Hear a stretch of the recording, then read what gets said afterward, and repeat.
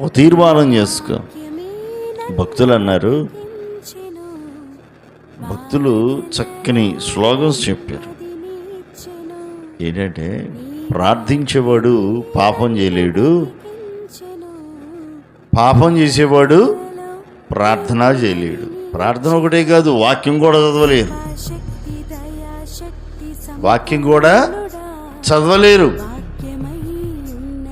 వాక్యాన్ని గ్రహించలేరు. పాపం ఏలుబడి చేస్తున్నప్పుడు వారిలో వాక్యం లోపల ఎలా పనిచేసింది? వాక్యాన్ని ఈ పాపం వాక్యంలో నువ్వు ఎదగకుండా, ప్రార్థనలో నువ్వు ఎదగకుండా ముళ్ళ పొదల్లాగా ఉండేటువంటి ఈ పాపం అణిచివేస్తూ ఉంటుంది. వాక్యం లేదుగా.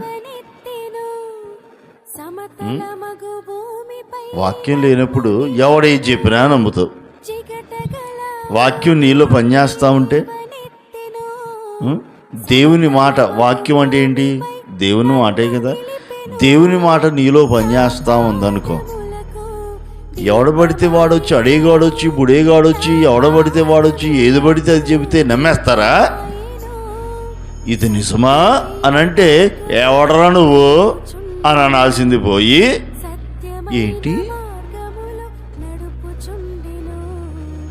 ఏమిటో అది,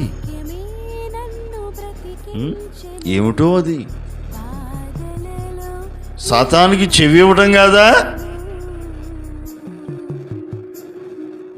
దురద చెవులు ఇలా. ఏ చెవులు చెప్పండి అమ్మా? దురద చెవులు. ఇట్లాంటి చెవులు కోసుకుంటారండి జనాలు. వాక్యం చెబితేనే కునికిపాట్లు.